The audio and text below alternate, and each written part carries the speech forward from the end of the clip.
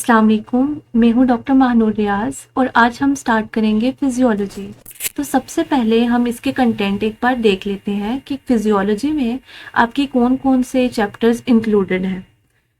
Chapter number 1 जो है वो है आपका इंट्रोडक्शन ऑफ फिजियोलॉजी, जिसमें हम जर्नल इंट्रोडक्शन देखेंगे कि फिजियोलॉजी बेसिकली होती क्या है और उसकी ब्रांचेस कौन कौन सी हैं एंड इसी से रिलेटेड जर्नल डिस्कशन।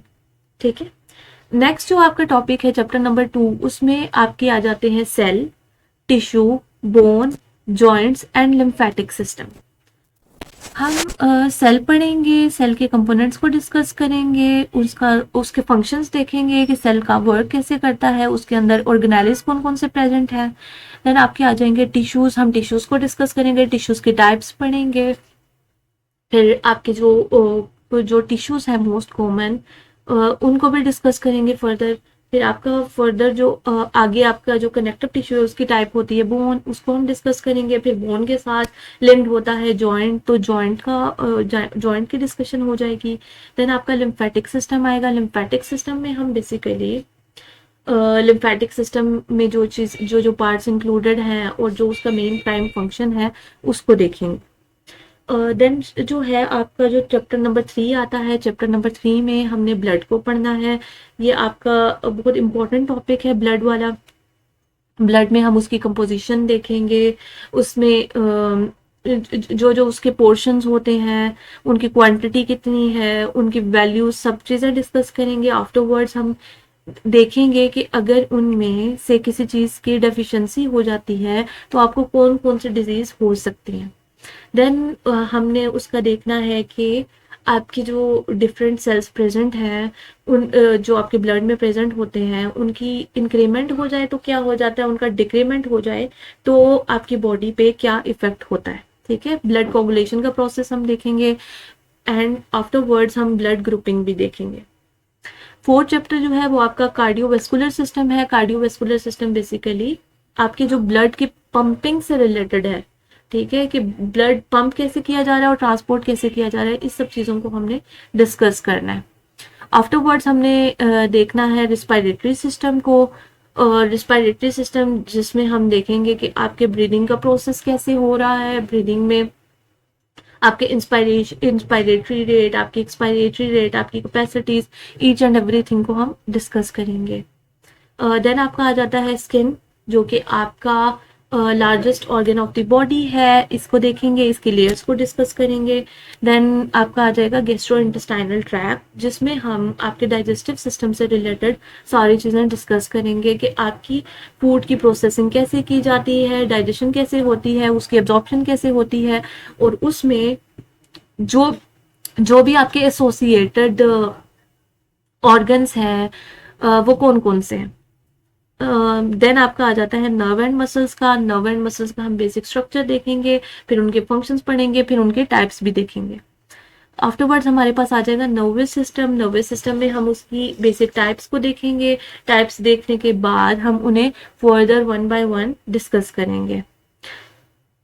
इसमें हम आपका सेंट्रल नर्वस सिस्टम को भी देखेंगे और थोड़ा सा हम पेरिफेरल नर्वस सिस्टम को भी डिस्कस करेंगे। देन आपके आ जाएंगे स्पेशल सेंसेस। स्पेशल सेंसेस में आपके जो बेसिक 5 सेंसेस आते हैं, जिनमें आपका सेंस ऑफ स्मेल आता है, सेंस ऑफ टेस्ट आता है, सेंस ऑफ हियरिंग आता है। उसमें जो मेन प्राइम ऑर्गन इन्वॉल्व है हम उसे स्टडी करेंगे इन डिटेल। देन आपका आ जाता है एंडोक्राइनोलॉजी। एंडोक्राइनोलॉजी बेसिकली हम उसमें ऐसे ग्लैंड्स को पढ़ेंगे जो कि हार्मोन प्रोड्यूस करते हैं। वो कौन कौन से ग्लैंड्स हैं, वो कहाँ पे लोकेटेड हैं, एज वेल एज वो कौन कौन से हार्मोन्स प्रोड्यूस करें और उन हार्मोन्स के आगे से फंक्शंस क्या है। तो ये टोटल आपके कितने हैं, ये आपके 12 चैप्टर्स हैं, जिनमें से आज जो है हम आज डिस्कस करेंगे इंट्रोडक्शन ऑफ फिजियोलॉजी को।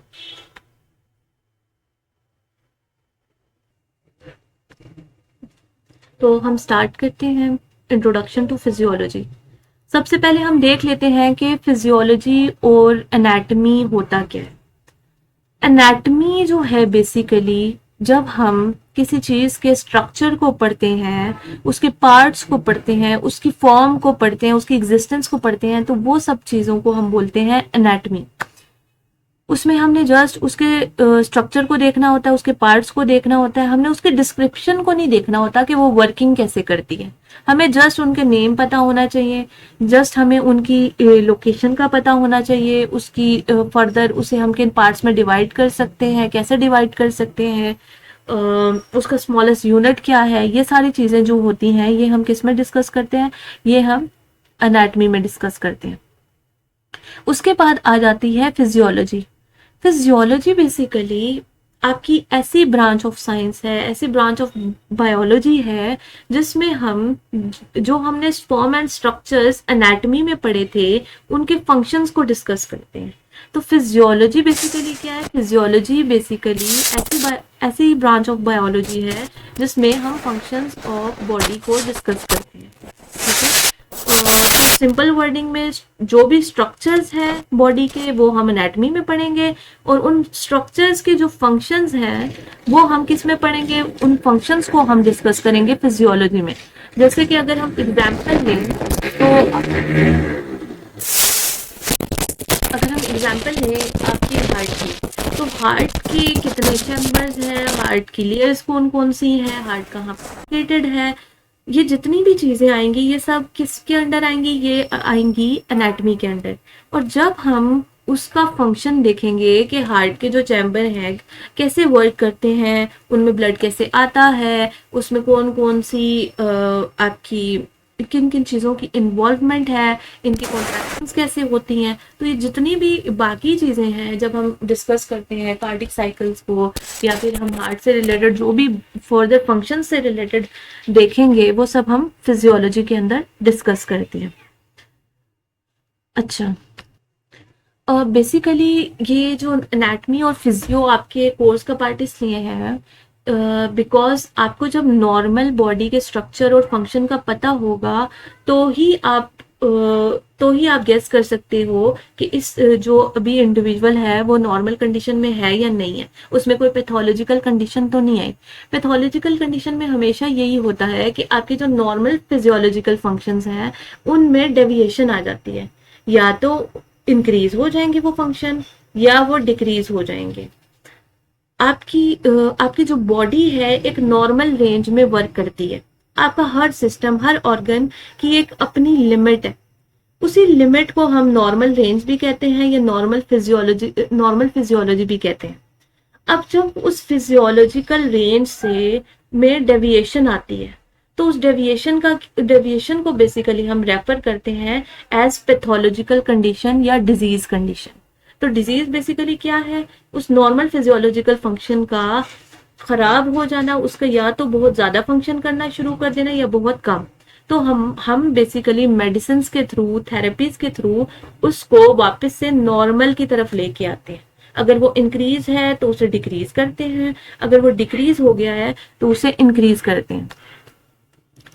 अच्छा, जो फिजियोलॉजी का बेसिक वर्ड है वो आपका ग्रीक वर्ड से निकला है, ग्रीक वर्ड जिसमें आपका फाइसिस है जिसका मतलब होता है नेचर, और बेसिकली लॉगस का मतलब होता है स्टडी और साइंस।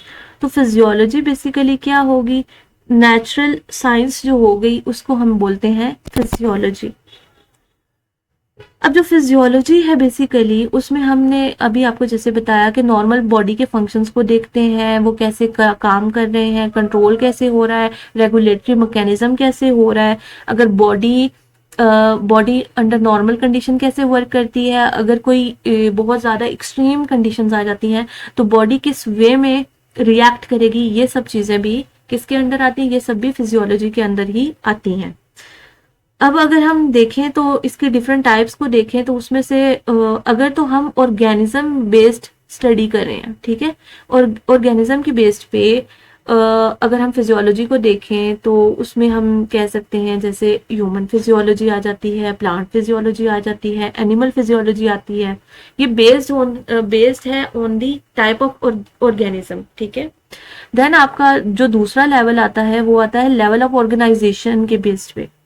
मतलब हम मॉलिक्यूल को स्टडी कर रहे हैं, हम सेल को स्टडी कर रहे हैं, हम किसको स्टडी कर रहे हैं, तो अकॉर्डिंग टू दैट हम उसी को नेम दे देते हैं मॉलिक्यूलर फिजियोलॉजी का, सेलुलर फिजियोलॉजी का। अगर हम सिस्टम वाइज स्टडी कर रहे हैं अपनी बॉडी के फंक्शंस को, तो उन्हें बेसिकली हम किस तरह रेफर कर सकते हैं, जैसे कि अगर हम नर्वस सिस्टम की फिजियोलॉजी को पढ़ रहे हैं तो उसे हम न्यूरोफिजियोलॉजी बोलेंगे। अगर हम रिस्पायरेटरी सिस्टम की फिजियोलॉजी को डील कर रहे हैं तो उसे हम रिस्पायरेटरी फिजियोलॉजी बोलेंगे। अगर हम कार्डियोवेस्कुलर सिस्टम की फिजियोलॉजी को डील कर रहे हैं तो उसे कार्डियोवेस्कुलर फिजियोलॉजी बोलेंगे। तो ये था general introduction about physiology. Physiology याद रखिएगा कि फिजियोलॉजी में हम फंक्शंस को डिस्कस करेंगे, और एनाटॉमी में हम क्या पढ़ते हैं, एनाटॉमी में हम जस्ट बॉडी के स्ट्रक्चर्स को पढ़ते हैं, उसके पार्ट्स को पढ़ते हैं। अच्छा, उसके बाद जो है आपका चैप्टर नंबर 2 है, दैट इज योर सेल। ठीक है, इसे हम अपने नेक्स्ट लेक्चर में डिस्कस करेंगे।